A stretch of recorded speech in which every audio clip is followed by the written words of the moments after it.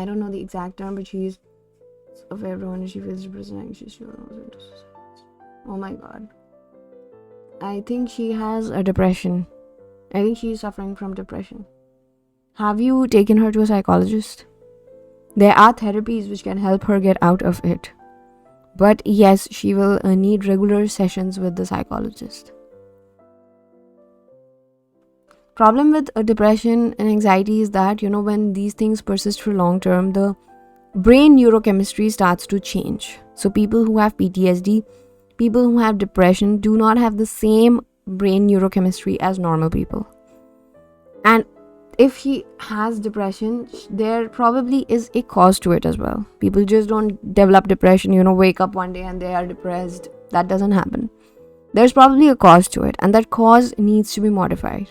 So in such cases, there are therapies, specifically one therapy called as EMDR therapy, eye movement and desensitization. So this therapy aims at desensitizing the person towards the trauma which induced the problem in the first place. Like in your mom's case, it's a depression. So what was the cause of the depression? What is that trauma that brought the depression on? So those traumas are targeted, and when the brain starts to see that trauma in a positive light, like suppose someone's been in an accident or someone's been emotionally abused, and that person is like, why did this happen to me? Why am I the one suffering? Why? So instead of thinking, why am I suffering? If the brain starts to think that I am mentally so strong, if any other person would have been in my place, that person probably wouldn't have survived the ordeal. But I survived the ordeal and I am where I am today. I am a mentally strong person. The moment the brain from the inside starts to think this way, all of that feelings of why did it happen to me and stuff like that will slowly evaporate. And the brain will see that same trauma in a different light. And when the trauma changes, when there is no more trauma, then there will be no more depression. So, the root cause, it needs to be targeted. We have been seeing a doctor since 5 years now. It requires every 3 months. Abusive family. Started thinking everyone hates her. Yeah, that's what I was thinking. Emotional abuse. Physical abuse is nothing compared to emotional abuse. And the longer the emotional abuse goes on, the longer and harder it is to, deal with it and get out of it. But at least she's she's visiting a doctor and she's seeing a psychologist. So has it helped? Is she on you said she's on meds, so has it helped, like going for regular therapy? Is she seeing a psychologist or a psychiatrist?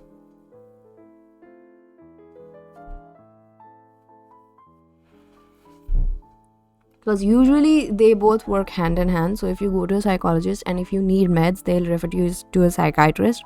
So the psychologist will see the verbal therapy part of the thing, while a psychiatrist will take care of the brain neurochemistry and stuff like that. At one point or the other, we all feel that we are just hated and no one likes us and stuff like that. But allowing it to impact your brain to that level, then you need help. And I'm glad that your mom's getting the help she needs. And I do hope that she comes out of it.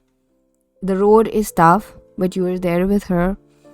And, since you are there with her, you should, counsel her from your own side every day. Make her feel as positive as you can. And make her feel loved, because she feels that everyone hates her. So I know you're probably doing your best to, make her feel loved. But ask her to engage in her favorite hobbies. That way, she can see for herself that what she's doing or what she's making is something nice. We see the therapist most of the time, and probably every 3-5 months we go to the psychologist. Hold on. Every 5 months you go to the psychiatrist, I think you mean. Because I think the therapist would be the psychologist. The one who talks. The psychiatrist is the one who gives the meds.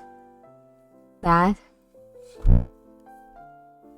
The one thing that you can do from your side is, make her feel uplifted.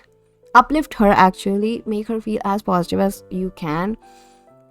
Ask her to indulge in what she loves the most. Like if she likes painting, get her supplies and ask her to paint. And when she sees the products that she's making, her self-confidence will automatically improve a little bit. So, it's like added therapy. these things.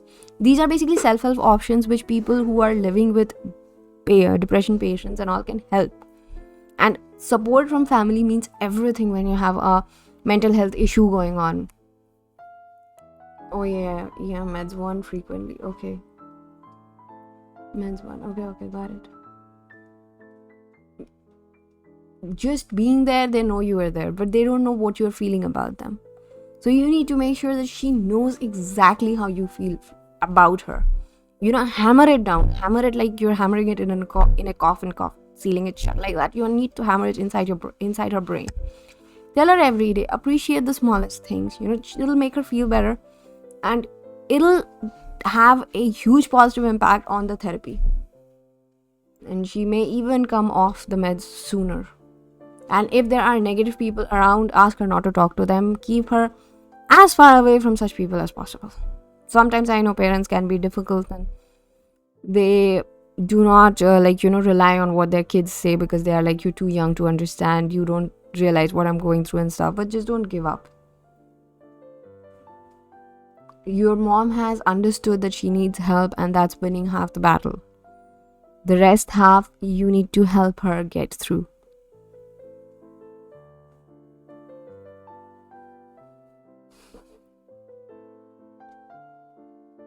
And trust me, it'll work.